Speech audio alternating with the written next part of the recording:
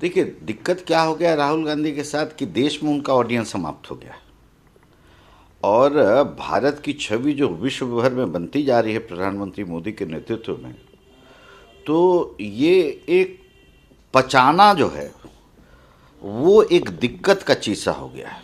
अब उसका इलाज उनको लगता है कि विदेश की धरती पे जाके अनाप शनाप बोलना देश के बारे में, तो वहीं 5 आदमी सुनने वाला मिलेगा। और ये निरंतर आप देखिएगा कि भारत विरोधी बात वो फॉरेन लैंड पे ही जाके ये करते हैं। और मेरा बड़ा स्पष्ट मानना है कि एंटी नेशनल कौन है, उसकी परिभाषा क्या है। कोई एक परिभाषा होनी ना चाहिए। जैसे गरीब की क्या परिभाषा है, तो एंटी नेशनल की क्या परिभाषा है, क्या मापदंड है उसका। ये तो राष्ट्र विरोधी काम कर रही है। आपने अगर ठीक से कैम्ब्रिज में इनका स्पीच देखा होगा तो ये कहे कि minority is not wanted in India. कहाँ ऐसा माहौल है पूरे भारत में? सामने उनके बैठा हुआ एक ऑडियंस था जो सिख समुदाय से आता था, उनको कहा कि इज नॉट वांटेड। तो आप ध्यान से अगर देखिएगा तो एक भड़काना, भारत का एक गलत पिक्चर पेंट करना, ये बड़ा स्पष्ट है कि कोई दूसरे देश का एजेंडा कैरियर है ये।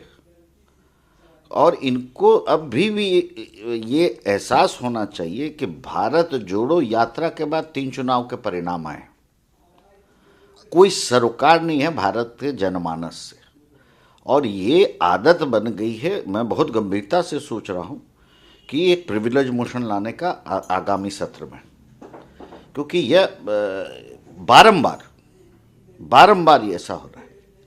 और मेरा तो मानना है कि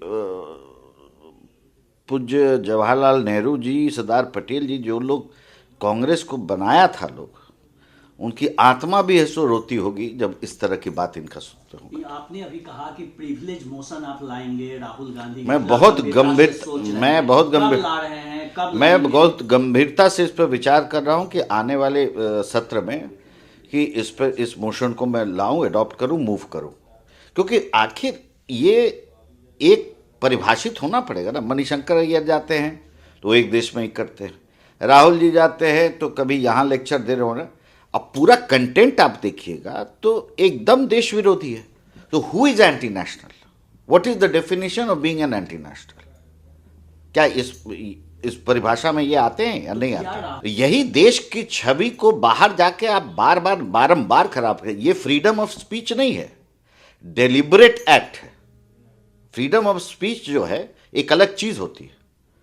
आप लंदन में हाइड पार्क में आप जाइएगा तो बोला जाता है कि डेमोक्रेसी हम लोग नहीं जानते हैं क्या? ज्ञान के भंडार वही लोग बैठे हुए हैं, सब विद्यासागर नहीं ना है उन लोग। हाइड पार्क में आज से नहीं, एक परंपरा है, वहाँ पर फ्री स्पीच का एक जगह, एक स्थल है। लेकिन आप दिग्भ्रमित करके भारत का इमेज, जो राइजिंग इमेज है, एक पूरा दुनिया G20 आज यहाँ हो रहा है, आप जाके छवि पर